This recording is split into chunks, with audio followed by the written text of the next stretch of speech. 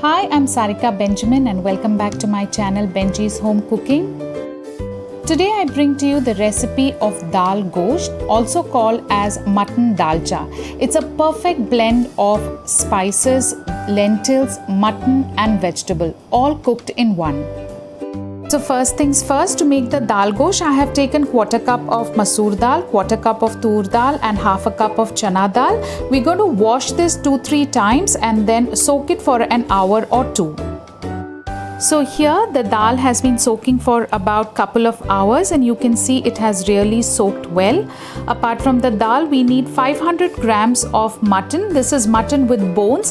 For this preparation, we need to use mutton with bone, which adds good flavor to the curry. Then we have 2 onions. 1 onion medium size is sliced and 1 onion is finely chopped. Apart from that, about 2 tomatoes that are chopped. Then we have spices: cinnamon, a small stick, 4 cardamoms, 4 to 5 cloves, couple of bay leaves, a teaspoon of chili powder and half a teaspoon of turmeric powder. Then we have some ginger, about an inch of ginger, which I have peeled and just smashed it roughly in a mortar and pestle. 10 to 12 cloves of garlic, 3 green chilies that have been sliced, some lemon, handful of coriander and mint leaves which are washed and chopped. Then I have used rich gourd here. You could also use bottle gourd if you like, whatever is available. Cut them into big pieces. So take a pressure cooker, heat it with about 2 tablespoons of oil and add the whole spices and the chopped onion. Saute the onions till they are soft and pink, and once the onions are soft, we are going to add the mutton pieces and on a high flame we are going to roast it well with the onions till the pieces are nice and brown. Once the meat is nice and brown, we are going to add some green chilies, garlic and ginger. A few pieces of green chilies can be reserved for the tempering later on. Saute this well with the meat and add the masalas, that is the chili powder and turmeric, and fry it well. Once the spices are fried well with the meat, we will add the chopped tomatoes and fry them till all of it is well mixed. Once the tomatoes are fried, we'll add the soaked dal, the mint leaves, the coriander leaves and the vegetables. You can reserve a little bit of coriander for later use. Mix all of this and fry it for a minute on high flame.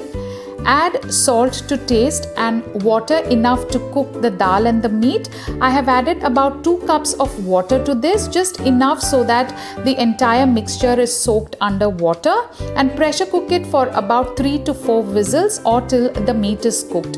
Here I have cooked the dal and the meat for 4 whistles and you can see that the meat is nice and tender. The vegetable is cooked but it is still whole. Once the meat is cooked, in a pot heat some ghee, add slit green chilies. I had reserved a few pieces and sliced onions. We're going to fry the onions till they are nice and brown. Add a little bit of salt to this so that the frying process is fastened and the onions brown quickly. So after about 5 to 7 minutes, the onions are nice and brown. This is how we want them, evenly browned.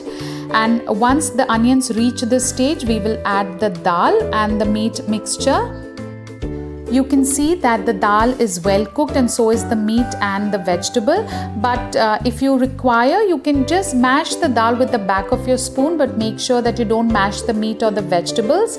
Add a little bit of water to adjust the consistency, and then we are going to add the chopped coriander. I have also added juice from half a lemon to this and mix it well, and we're going to cook it on a medium flame with a lid on for about 5 to 10 minutes or till it comes to a boil, and our dal gosht is ready. This dish is an amazing combination of dal, meat and vegetable all cooked together. It can be served with hot rice and rotis or chapatis. I hope you have enjoyed this simple and easy recipe.